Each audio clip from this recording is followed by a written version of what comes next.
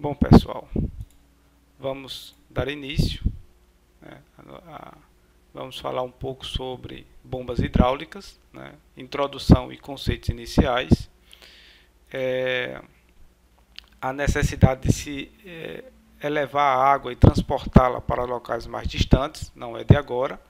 Então temos um bom exemplo que seria a Nória chinesa, que tem a capacidade de, utilizando caçambas, coletar a água em um nível e elevá-la até jogar em algumas calhas, que seriam conduzidas essas águas para locais mais distantes por gravidade, para atender na época a irrigação, por exemplo.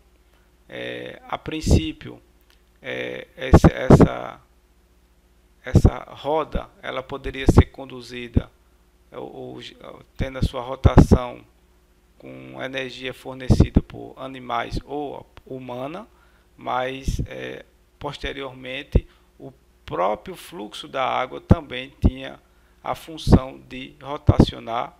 Então, da própria água, além de coletar a água, também rotacionava a roda, o que seria uma otimização da própria Nória chinesa que foi desenvolvida. O parafuso de Arquimedes tinha o mesmo conceito de pegar a água em um nível baixo e elevar a água para um determinado nível que pudesse ser conduzido também por calhas. Esse artifício também foi aproximadamente a 250 anos antes de Cristo, né, e ainda hoje existem alguns parafusos que são desenvolvidos também mesmo na atualidade. Então é realmente interessante como, de acordo com a necessidade da época, eles conseguiram criar artifícios para conseguir transportar a água para locais mais distantes. Bom, e quais são as características e quais são as descrições das bombas hidráulicas? A princípio, a sua classificação, no modo geral, podem ser em duas categorias. Podem ser volumétricas ou deslocamento positivo e podem ser turbobombas cinéticas ou bombas de fluxo. Bom, as turbobombas, a sua característica, ela tem um eixo girante, né? Tem uma rotação que é vinculada a algumas pás que chamamos de rotores. Essa rotação ela consegue, através dos rotores ou dessas pás, transformar aquela energia de rotação ou energia motriz, aquela energia mecânica, em energia cinética para o fluido que está sendo conduzido ou que está tendo contato com as pás. Existe uma carcaça, geralmente, onde eu teria a entrada e a saída desse fluido, ou podemos dizer que seria uma entrada de aspiração e outra de recalque. Elas podem ser caracterizadas como rotativas, ou seja, ela centrífuga ou de fluxo radial. Essa é exatamente uma das mais comuns, mais utilizadas no sistema de abastecimento, em virtude de que ela tem um baixo custo de instalação, manutenção e operação. Além disso, ela são das bombas desses tipos aí, é a que tem os melhores rendimentos. O que se justifica hoje é a aplicabilidade praticamente de todos os sistemas utilizar esse tipo de bomba para sistemas de abastecimento de água, né? Não só de água, mas também no modo geral do saneamento. Mas existem ainda as de fluxo axial, as de fluxo misto e as especiais, que são as bombas de jato ou ejetor, a de fluido atuante, como a de ar comprimido e o carneiro hidráulico, como também as magnéticas para metais pesados. Bom, agora mostrando um pouco na parte do desenho em si, para a gente visualizar melhor, eu tenho aqui um compartimento onde estaria a sucção do fluido, né? Esse fluido entraria aqui numa região onde estaria o meu rotor com as pás aqui, que é exatamente onde estaria sendo transformada aquela energia mecânica através desse eixo de rotação em energia cinética para o fluido que acaba de entrar, né? Essa rotação, essa energia cinética cedida pelas pás, ela é conduzida ao fluido, que acaba, de acordo com a disposição da carcaça, sendo conduzida a uma saída, que a gente chama do recalque, da saída aqui da carcaça.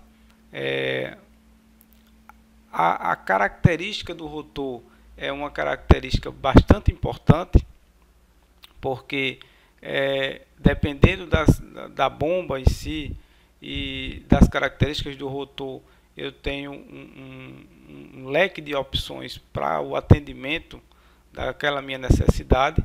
Então, geralmente, uma mesma bomba, existem vários rotores para que possa ser escolhido junto com o fabricante para poder melhor atender, né, aquela sua demanda.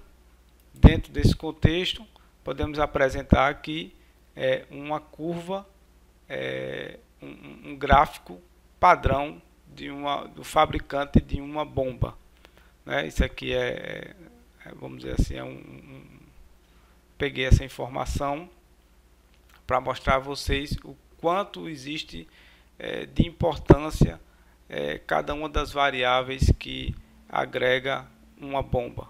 Então, nós temos aqui nesse gráfico a principal informação, vamos dizer, que é no eixo do X aqui eu tenho a minha vazão, né? E aqui do lado esquerdo, no eixo Y, eu tenho três informações para gráficos distintos.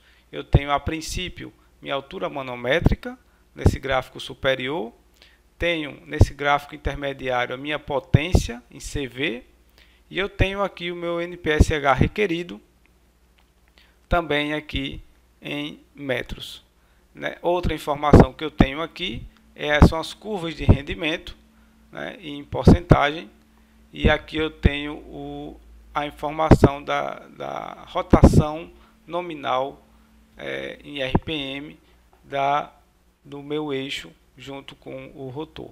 Então, partindo desse gráfico, né, eu tenho aqui 4 curvas. Cada curva dessa ela vem associada a um tipo de rotor, né? Essa primeira curva inferior ela vem com a informação de um rotor de 165 milímetros.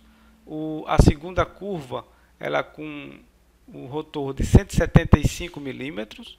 A terceira curva com 185 milímetros e a quarta curva com 195 milímetros. Essa é uma das justificativas também da aceitabilidade dessas bombas centrífugas para o sistema ou setor de saneamento, em virtude da quantidade de pontos de operação ou flexibilidade que existe na escolha das mesmas. Então, eu posso atender altas vazões com baixa altura manométrica, como também baixas vazões com altas alturas manométricas. Então, para praticamente todas as condições, eu tenho uma bomba que atenda com uma boa eficiência. Então, associada à escolha aqui da curva, juntamente com minha vazão, eu tenho aqui 4 curvas que são de baixo para cima, também respectivas 4 rotores aqui. A de baixo, essas curvas elas mostram a potência que cada uma delas vai consumir em função da vazão. Da mesma forma, no gráfico inferior eu tenho o NPSH, que são 4 curvas também de baixo para cima, e que são respectivas rotores para mostrar o NPSH requerido. Bom, falando um pouco agora do local de instalação da bomba, nós podemos aqui falar dos dois principais, que é um que fica acima do nível da água que vai fazer a sucção, e outro que seria abaixo do nível da água onde vai ser feita a sucção. Nesse segundo caso, né, podemos também falar que ela também é conhecida como bomba afogada. Agora, mostrando um pouco a questão da instalação, é preferível que a instalação ela aconteça afogada em virtude de alguns problemas hidráulicos que possam ocorrer em virtude da distância entre o eixo da bomba e o nível da água. Vejamos aqui. A princípio, existe nessa instalação uma necessidade de se instalar uma válvula de retenção aqui, juntamente com o pé, que é chamada válvula de pé com crivo, né? E, bom, neste caso, é necessário instalar uma válvula aqui de retenção, né? Juntamente com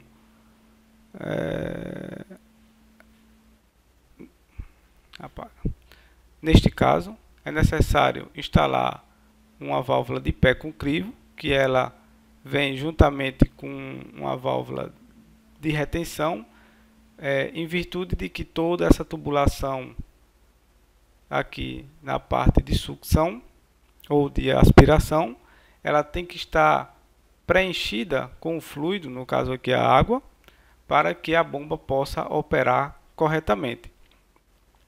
No ato da instalação ou por questões de manutenção, caso todo esse espaço seja ocupado por ar, né, será necessário abrir aqui na carcaça da bomba. Geralmente existe um parafuso ou uma entrada, um orifício, para que você possa colocar água antes de iniciar a operação da bomba. Essa água vai preencher todos os espaços vazios aqui, para que exatamente ao colocar a bomba para o funcionamento, não possa eliminar a maior quantidade de ar nessa tubulação, evitando exatamente o efeito de cavitação e o desgaste da bomba em virtude das bolhas de ar que existe dentro da tubulação. Da mesma forma, nós temos aqui a tubulação de recalque, que vai até o reservatório superior. O que podemos observar aqui? Nós temos aqui o que chamamos de altura geométrica de recalque, que seria a distância entre o eixo da bomba até o ponto de deságue ou ponto de descarga da água, e a altura de aspiração, que é exatamente a distância entre o eixo da bomba até o nível da água que está sendo feita a sucção. Neste segundo caso, né, a altura geométrica de recalque permanece a mesma, mas a altura geométrica de aspiração, ela, na verdade, ela vai ter um sentido negativo, em virtude de que seria positivo, adotamos positivo na questão em que é do eixo da bomba para baixo. Para cima, acaba com esse valor sendo negativo, em função de que o nível aqui vai entrar como uma parcela que ajuda a reduzir a minha altura manométrica da bomba. Então, nós temos aqui a bomba afogada, que está abaixo do nível da água aqui, de captação. Quais são os benefícios dessa instalação? Não é necessário a válvula aqui de pé com crivo, né, de retenção. Geralmente a bomba, né, em todos os casos, a bomba vai estar afogada, então também não há a necessidade da escova da bomba, que é o efeito de você preencher essa tubulação com água, como foi descrito anteriormente, e esse tipo de instalação, né, é o tipo de instalação que ela facilita a operação em virtude de não precisar estar com essa preocupação de escovar a bomba. Aqui podemos observar a altura geométrica de recalque e a altura geométrica de aspiração. Colocando isso, né, efeito para o cálculo da altura manométrica, né, altura geométrica, poderemos fazer da seguinte forma. Para o primeiro caso, em que a minha bomba está a um nível acima do reservatório de captação, nós vamos ter que a minha altura manométrica ela vai ser a minha altura geométrica de aspiração somado com a altura geométrica de recalque somada com as perdas na minha tubulação aqui de aspiração somado com as perdas na minha tubulação aqui de recalque,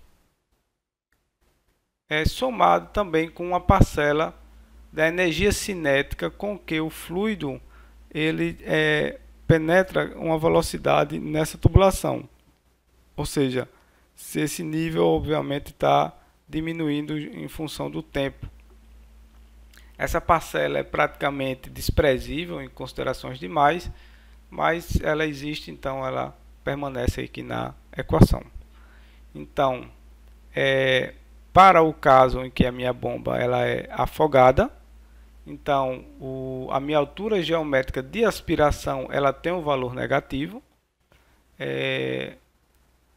Minha altura geométrica de recalque,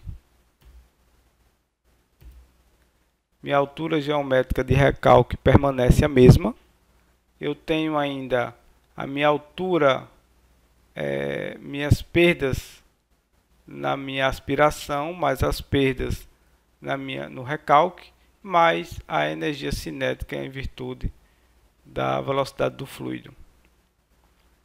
Esse equacionamento pode ser obtido utilizando a equação de Bernoulli, né,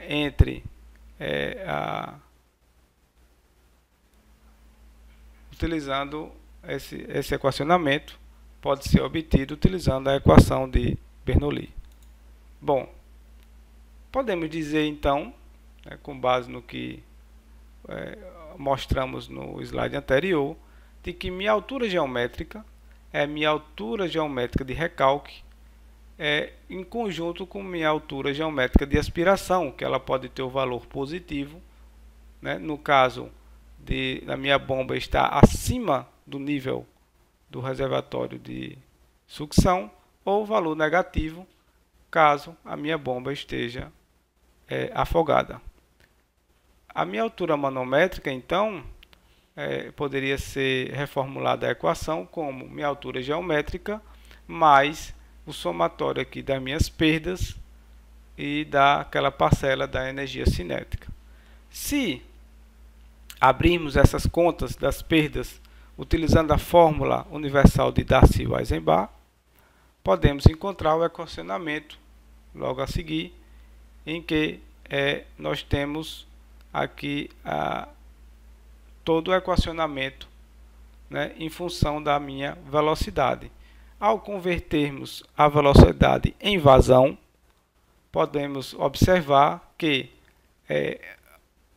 a minha vazão é variável, mas as demais variáveis aqui dessas parcelas permanecem constantes quando estamos utilizando uma tubulação de mesma seção, o que possibilita que podemos colocar essa minha vazão em evidência, né, e toda essa parte que ficou aqui, que são valores que são constantes, podem ser substituídos e podem ser substituídos e calculados resultando em um coeficiente que chamamos aqui de K.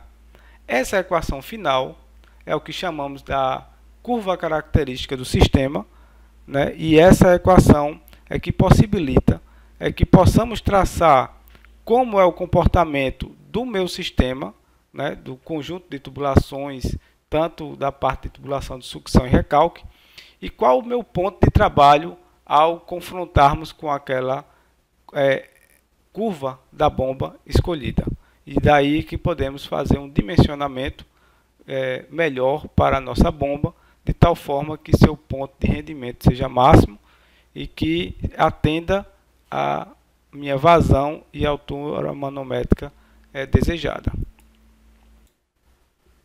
Bom, ainda falando dos conceitos, gostaria de falar um pouco sobre potências e rendimentos.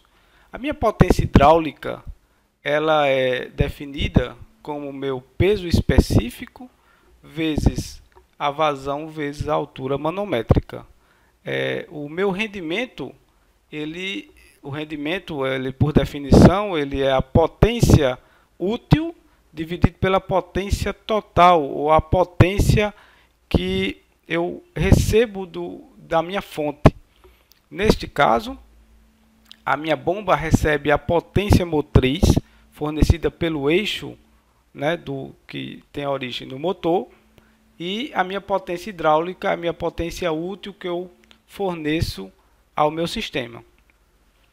Então, ao colocarmos aqui no equacionamento, podemos observar que vai resultar aqui no meu peso específico vezes a vazão vezes a altura manométrica dividido pela potência motriz. E podemos isolar essa parcela da potência motriz e chegar em um equacionamento aqui da minha potência motriz. Bom, aplicando a mesma lógica da definição de rendimento, qual seria o rendimento então do meu motor elétrico? Seria a potência motriz, que é o que ela exatamente, a potência útil que ela fornece a bomba, dividido pela minha potência elétrica total. Então, ao substituir o que já foi encontrado anteriormente como potência motriz, nós temos aqui que minha potência elétrica, ela tem aqui como denominador o meu rendimento da bomba vezes o meu rendimento do motor elétrico. Neste caso, podemos admitir que o meu rendimento do conjunto motor-bomba é exatamente essa multiplicação, o que podemos simplificar na equação de que minha potência elétrica é o meu coeficiente, meu peso específico, né? Minha vazão, minha altura manométrica dividido pelo rendimento do conjunto motor-bomba.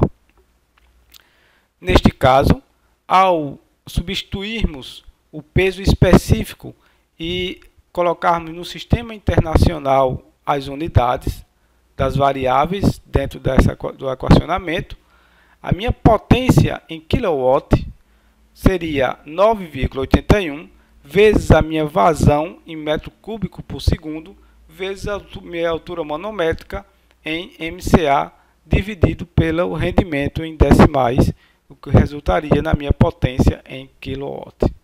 Bom, dando continuidade,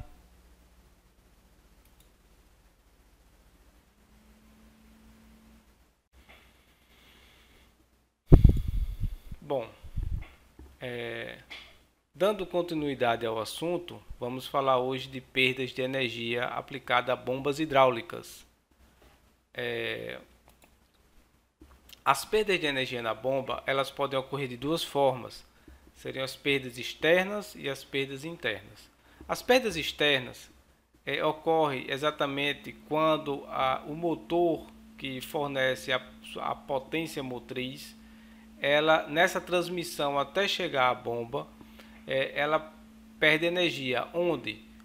Nos mancais ou rolamentos e nos elementos de vedação. Assim sendo, toda essa parcela nessa transmissão é perdida, né, antes de chegar exatamente às partes do rotor. Então, existem essas perdas. Com relação às perdas internas, elas ocorrem de duas formas. Pode ser as volumétricas e pode ser as perdas hidráulicas. As volumétricas, elas ocorrem no eixo da bomba. De que forma? Através de algum vazamento na gacheta ou então algum outro vazamento que ocorra ali naquela parte. Ou seja, quando existe uma perda de volume do líquido que está sendo bombeado. A outra forma é por recirculação. Às vezes, na própria carcaça da bomba, existe como na sua pressurização, na saída da bomba, a pressão é muito superior à da sucção. Ocorre às vezes dessa água retornar pela parte superior, passando pela lateral das palhetas, das pás, e retornando à parte de sucção.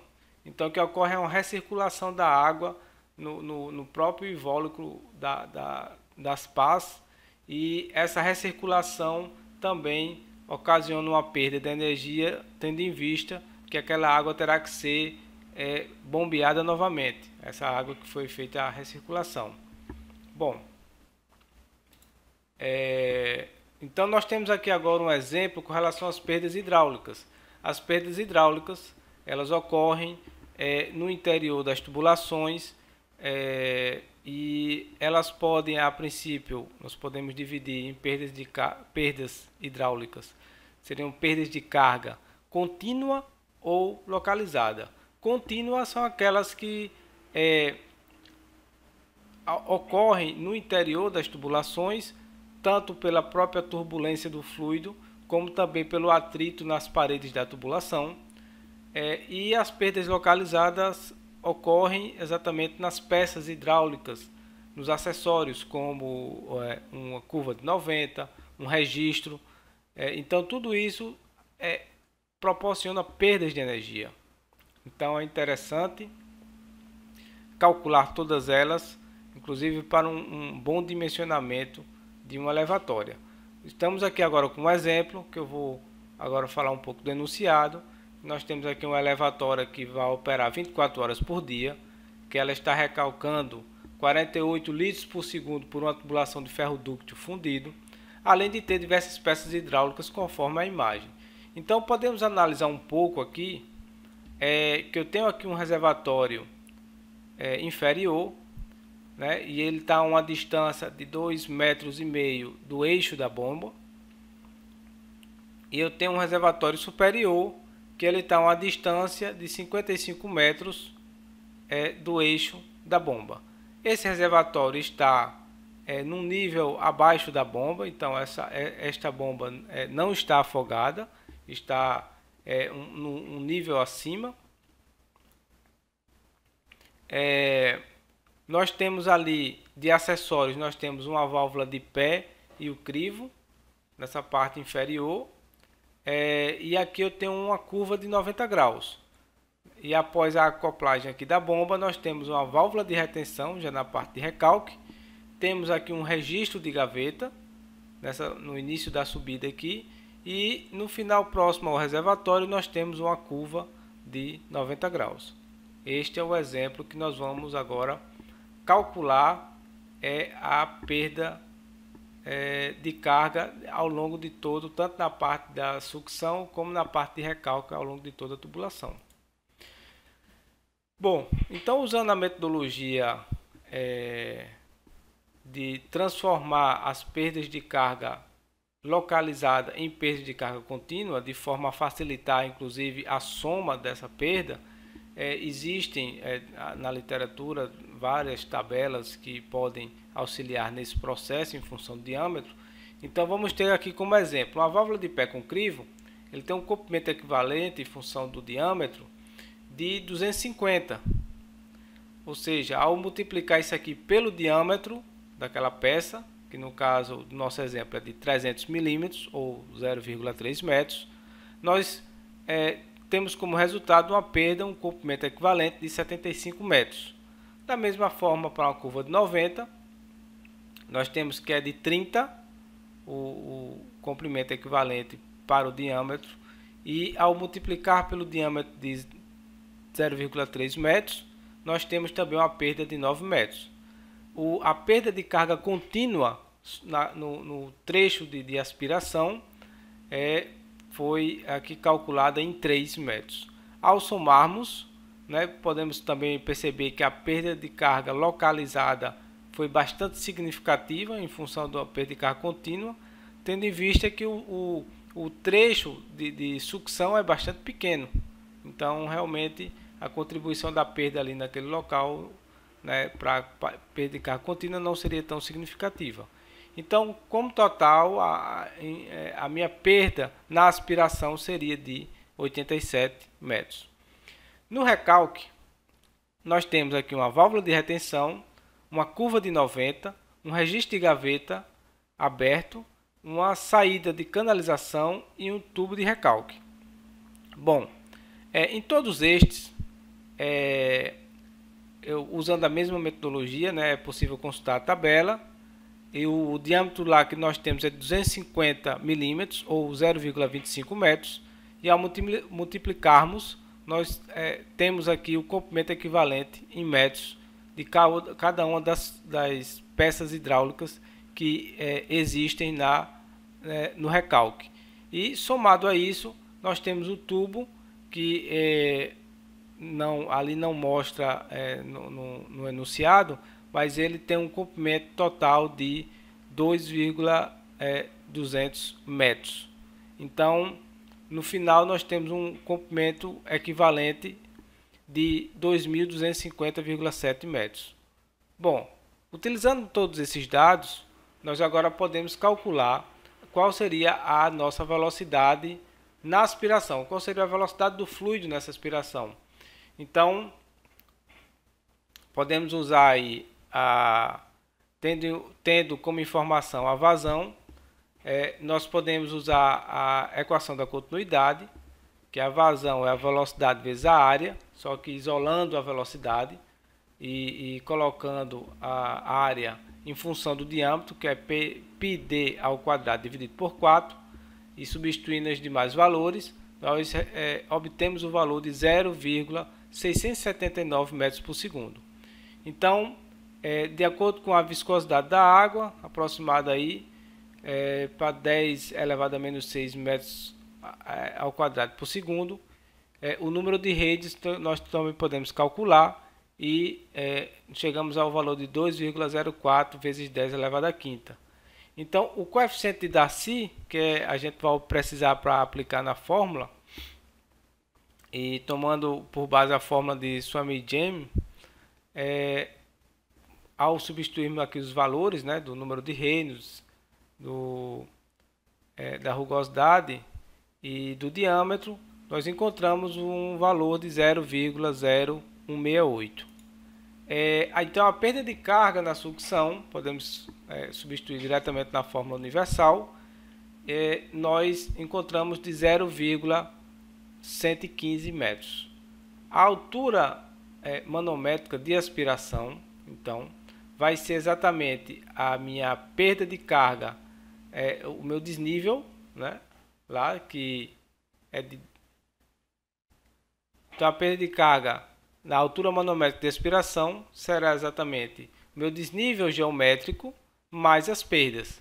Então, meu desnível geométrico, conforme a imagem lá, é de 2,5 metros, mais as minhas perdas, que acabamos de calcular, é de 0,15 metros. Então, somando tudo, vai dar aqui a minha altura lá de aspiração será de 2,615 metros.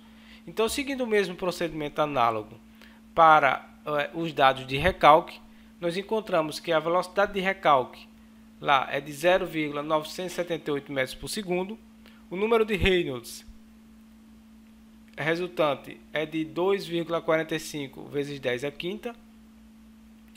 Meu coeficiente lá Darcy é de 0,0167 e então minha perda lá, né, de carga não recalque é de 7,335 metros. Então, minha altura no recalque seria a minha altura geométrica mais as perdas. A altura geométrica de 55 metros mais as perdas de 7,335 resulta no valor de 62,335 metros. Por fim, a minha altura manométrica total, que é somando exatamente minha altura de aspiração mais a minha altura de recalque, aqui já calculadas, seria de 2,615 mais 62,335, resultando em 64,95 metros. Então, essa seria a minha altura manométrica escolhida para essa bomba. A potência cedida ao fluido pela bomba, né, que seria a minha potência útil em kW, seria 9,81 vezes a vazão vezes a altura manométrica, colocando a minha vazão em metro cúbico por segundo e minha altura manométrica em metros, nós encontramos o valor de 30,56 kW. E a potência mecânica seria de 9,81 vezes a vazão vezes a altura manométrica, mas dividido pelo rendimento da bomba, que para esse nosso exemplo será de 60% ou 0,6 em decimais. Ao substituirmos os valores nessa equação, nós encontramos 50,93 kW. E finalmente, a potência elétrica consumida pelo motor, né, será exatamente a minha potência mecânica dividido pelo rendimento do meu motor elétrico. Substituindo esses valores, o meu rendimento do motor elétrico para essa questão seria de 90% e o valor resultante para essa potência elétrica seria de 56,593 kW. Então, por fim, a energia elétrica consumida durante um dia, que poderíamos calcular, seria este valor de 56,593 kW vezes 24 horas, o que daria 1.358,22 kWh por dia. Poderíamos também colocar esse valor para o ano, bastaria multiplicar por 365, né, dias, então eu teria aí um valor de 496.131,40 kWh ano, e o meu custo anual correspondente será exatamente multiplicar isso aí pela minha tarifa, né, que para o nosso exemplo está sendo R$ 0,47 por kWh, o que daria no ano R$ 233.002,64 reais. Se analisarmos as perdas, tanto na parte da conversão da energia mecânica em hidráulica na bomba, como também na perda da potência elétrica para a potência mecânica, podemos analisar da seguinte forma: podemos subtrair a minha potência motriz menos a potência hidráulica, que vai resultar no valor de 20,37 kW, e a minha potência elétrica menos a minha potência mecânica, a potência motriz, e vai resultar no valor de 5,66. Se somarmos essas duas parcelas e realizarmos a mesma multiplicação pela tarifa, podemos encontrar que o custo anual das perdas, o que nós estamos pagando por essa energia perdida, seria de R$ 107.183,06 reais. Obrigado mais uma vez.